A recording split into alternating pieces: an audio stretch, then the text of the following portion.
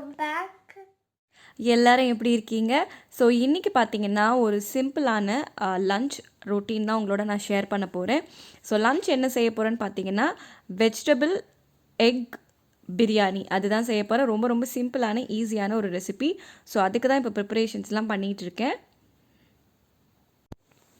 So ஒரு cup of rice தான் வந்து இன்றைக்கி நான் யூஸ் பண்ண போகிறேன். அதுக்கு வந்து ஒரே ஒரு மீடியம் சைஸ் வெங்காயத்தை நீளமாக கட் பண்ணி வச்சுருக்கேன். அதுக்கப்புறம் 2 க்ரீன் சில்லி போதும். அதுக்கப்புறமா கொஞ்சமாக கேரட், 3 சின்ன கேரட் தான். நான் ஷேப்லாம் எதுவும் பண்ணல. ஜஸ்ட் குட்டிய கேரட்டாக இருக்கனால ரவுண்ட் ஷேப்லேயே வந்து கட் பண்ணிக்கிறேன்.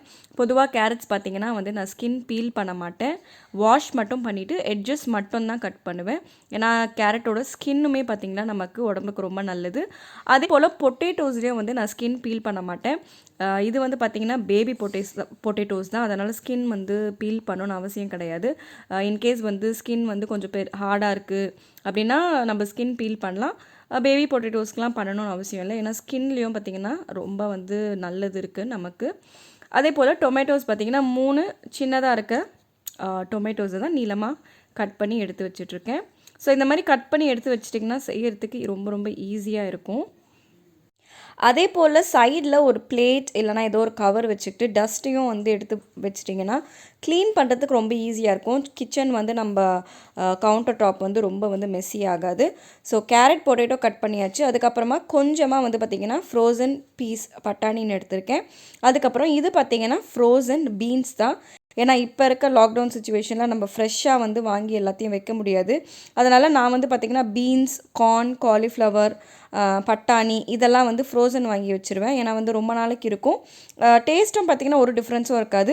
ஃப்ரோசன்னா வந்து ரொம்ப கெட்டது அப்படிலாம் ஒன்றும் கிடையாது. பொதுவாக பார்த்திங்கன்னா ஃப்ரூட்ஸ் அண்ட் வெஜிடபிள்ஸ் ஃப்ரோசன் வாங்கலாம். ஏன்னா வந்து ஃப்ரெஷ்ஷாக இருக்கிறது தான் அவங்க ஃபஸ்ட்டு ஃப்ரீஸ் பண்ணி வைப்பாங்க. அதனால் ஃப்ரூட்ஸ் அண்ட் வெஜிடபிள்ஸ் தைரியமாகவே ஃப்ரோசன் வந்து வாங்கலாம். அதுக்கப்புறம் பார்த்திங்கன்னா கொஞ்சமாக நமக்கு ஃப்ளேவருக்கு நான் கொத்தமல்லி மட்டும் தான் நான் சேர்க்க போகிறேன்.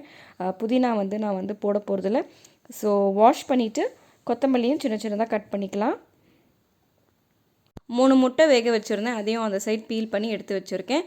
பொதுவாக வந்து பார்த்திங்கன்னா ஃப்ரோசன் ஃப்ரூட்ஸ் அண்ட் வெஜிடபிள்ஸ் தைரியமாகவே வாங்கலாம். ஏன்னா வந்து பழசு அதெல்லாம் வந்து ஃப்ரீஸ் பண்ண மாட்டாங்க. ஃப்ரெஷ்ஷாக இருக்க ஃப்ரூட்ஸ் அண்ட் வெஜிடபிள்ஸ் தான் எப்போவுமே வந்து ஃப்ரீஸ் பண்ணுவாங்க. அப்போ தான் அவரோட நியூட்ரிஷன் வந்து சீக்கிரமாக லாக் ஆகும்.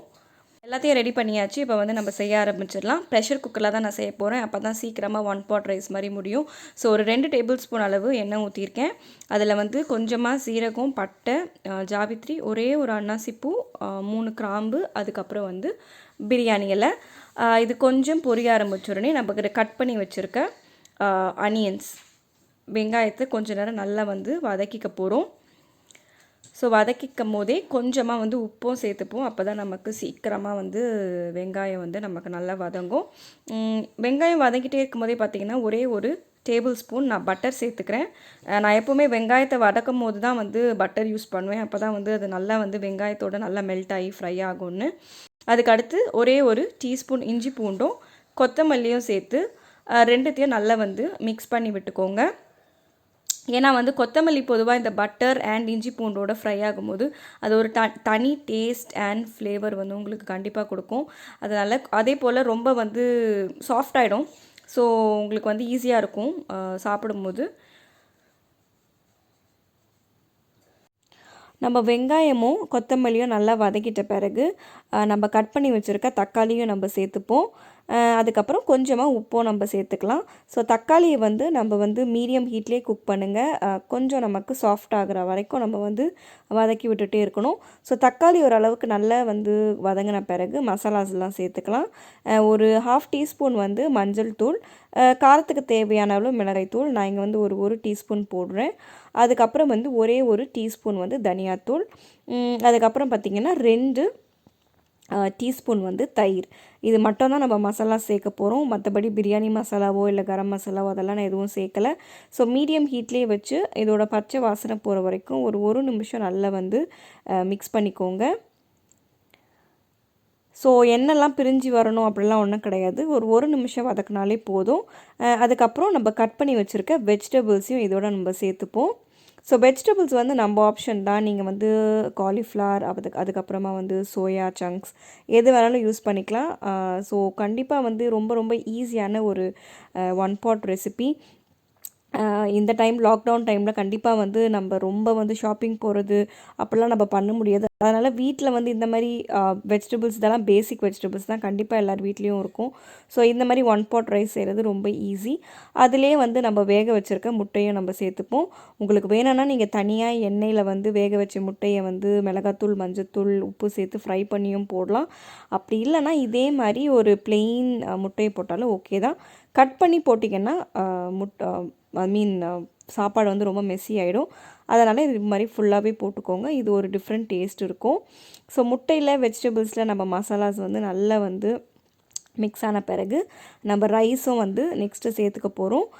ரைஸ் வந்து பார்த்திங்கன்னா ரெகுலராக நான் வீட்டில் யூஸ் பண்ணுறேன் பொன்னி ரைஸ் தான் நான் சேர்க்குறேன். 1 கப் ரைஸு. நீங்கள் வீட்டில் ரெகுலராக யூஸ் பண்ணுற சாப்பாட்டு ரைஸும் யூஸ் பண்ணிக்கோங்க. அப்படி இல்லைனா வந்து பாஸ்மதி ரைஸும் யூஸ் பண்ணிக்கலாம். பாஸ்மதி ரைஸை விட இது வந்து ஒரு டிஃப்ரெண்ட் டேஸ்ட் இருக்கும். ரொம்ப நம்ம வீட்டில் எல்லார் வீட்லேயும் இருக்கிற ரைஸ் தான். அதனால் ஒன்றும் வந்து பாஸ்மதிலாம் வாங்கணும் அப்படின்ற ஒரு இதெல்லாம் நெசசிட்டிலாம் இருக்காது. அதுக்கப்புறம் தண்ணி பார்த்திங்கன்னா 1 கப் ஆஃப் ரைஸ்க்கு நான் 2 கப்ஸ் ஆஃப் வாட்டர் தான் யூஸ் பண்ணுறேன். நீங்கள் தண்ணி வந்து வீட்டில் நீங்கள் ரெகுலராக யூஸ் பண்ணுற சாப்பாடு ரைஸ்க்கு ப்ரெஷர் குக்கரில் குக் பண்ணும்போது எவ்வளோ தண்ணி வந்து சேர்த்துக்கிறீங்களோ அதே தண்ணி மெஷர்மெண்ட்ஸை குக்கிங் டைமும் நீங்கள் வந்து ஃபாலோ பண்ணிக்கலாம். நான் வந்து இங்கே 1 கப் ரைஸ்க்கு 2 கப் தண்ணி சேர்த்துருக்கேன். குக்கிங் டைம் பார்த்திங்கன்னா மீடியம் ஹீட்டில் வச்சு 5 விசில் குக் பண்ணுவேன் பொதுவாக. அதே தான் நான் வந்து இப்போயும் செய்ய போகிறேன். ரைஸை நான் ஊரெல்லாம் வைக்கல. நீங்கள் உங்களோட ரைஸ் மெத்தடே ஃபாலோ பண்ணலாம். ஸோ இது தண்ணி வந்து நல்லா கொதிக்க ஆரம்பிக்கும் போது நம்ம ப்ரெஷர் குக்கர் மூடியை போட்டுட்டு ஸ்டீம் வந்த பிறகு வெயிட் போட்டுட்டு இதை ஓப்பன் பண்ணி நம்ம வந்து பார்ப்போம். ஸோ தண்ணி வந்து ஃபஸ்ட்டு கொதிக்க ஆரம்பிக்கட்டும். ஸோ ப்ரெஷர்லாம் ரிலீஸ் ஆன பிறகு உடனே திறக்க வேண்டாம். லைட்டாக இப்படி ஓப்பன் பண்ணி வச்சுக்கோங்க. ஒரு 5 மினிட்ஸ் ரெஸ்ட் ஆகட்டும். ஸோ கொஞ்சம் நேரம் கழித்து ஓப்பன் பண்ணி பார்த்தீங்கன்னா நம்ம ஃபென்டாஸ்டிக்கான வெஜிடபிள் எக் பிரியாணி ரெடி ஆயிடுச்சு. சீரியஸ்லி ரொம்ப ஈஸியான டேஸ்டியான ஒரு ரெசிபி. லைட்டாக மிக்ஸ் பண்ணி விட்டுக்கோங்க. ஸோ ரொம்ப ரொம்ப பர்ஃபெக்டான ஒரு லஞ்சு. டக்குன்னு வந்து ஈஸியாக செஞ்சு முடிச்சிடலாம். இதில் பார்த்திங்கன்னா நம்ம வெஜ்ஜீஸ் ஆட் பண்ணுறோம், ரைஸ் ஆட் பண்ணுறோம், எக்ஸ் ஆட் பண்ணுறோம். ஸோ நமக்கு எல்லாத்தோட வந்து நியூட்ரிஷன்ஸுமே நமக்கு வந்து இருக்கும். ஸோ இந்த மாதிரி நேரங்களில் டக்குன்னு இந்த மாதிரி 1 பாட் ரைஸ் வந்து ரொம்பவே ஈஸியாக இருக்கும். நமக்கு டைம் ரொம்ப வந்து நமக்கு எடுக்காது. ஸோ ரொம்ப குயிக்காக செஞ்சாச்சு. மேக்ஸிமம் பார்த்திங்கன்னா எனக்கு ஒரு 1/2 அன் ஹவர் 40 மினிட்ஸ் தான் ஆச்சு. ஸோ ரொம்ப ரொம்ப யம்மியான லஞ்ச். ஸோ இதை நான் போய் ஃபஸ்ட்டு சாப்பிட போகிறேன். ஸோ லஞ்ச் ஃபினிஷ் பண்ணிவிட்டு பார்த்திங்கன்னா நானும் ஜேனும் வந்து கலர் அடிச்சிட்ருக்கோம். ஸோ எங்கள் 2 பேருக்குமே பார்த்திங்கன்னா கலர் பண்ணுறது ரொம்ப பிடிக்கும். நானும் அவளோட சேர்ந்து கலர் பண்ணுவேன். ஏன்னா அவளும் என்னை கூப்பிட்டுட்டே இருப்பாள், வாங்க மம்மி ஜாயின் பண்ணுங்கன்னு. அதனால் அவள் ஒரு பேஜ் நான் ஒரு பேஜ் அடிச்சிட்ருப்போம். ஸோ இப்படி தான் வந்து எங்களோட ஆஃப்டர்நூன் வந்து